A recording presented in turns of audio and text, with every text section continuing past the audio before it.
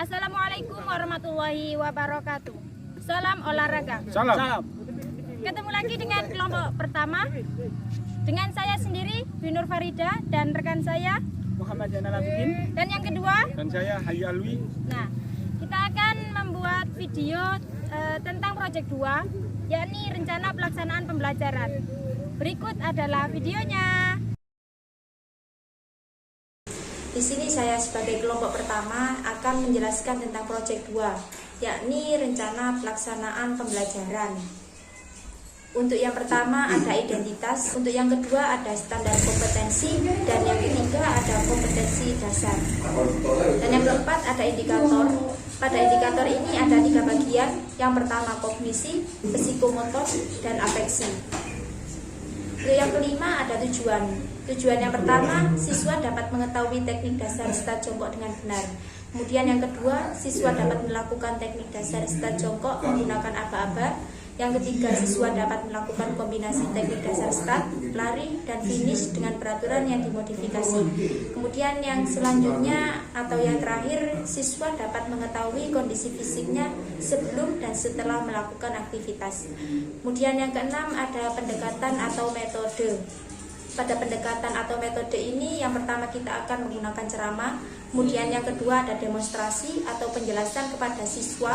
Kemudian yang terakhir atau yang ketiga kita ada metode atau menggunakan pendekatan praktek.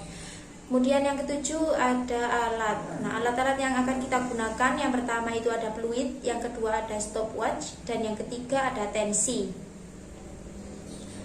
Untuk langkah-langkahnya sendiri, kita pada pendahuluan ini kita akan melakukan penjelasan secara singkat tentang praktek yang akan dilaksanakan. Nah, kemudian siswa menuju lapangan, berbaris sesuai urutan dan berdoa bersama. Untuk kegiatan intinya kita akan melakukan pengecekan tensi darah setiap siswa. Kemudian kita akan melakukan pemanasan. Kemudian kita melakukan pengecekan tensi darah kembali. Kemudian kita akan melakukan lari jarak pendek setiap siswa. Kemudian yang terakhir ada pengecekan tensi darah kembali. Nah, untuk pengecekan tensi darah ini kita akan melakukan tiga waktu. Ketika yang pertama itu sebelum kita melakukan pemanasan, yang kedua kita melakukan setelah pemanasan atau sebelum kegiatan lari jarak pendek, dan yang terakhir itu ketika setelah melakukan pengecekan. Nah, gunanya untuk apa? Gunanya ini untuk kita ini mengetahui bagaimana kondisi dari setiap siswa tersebut. Nah, ketika siswa ini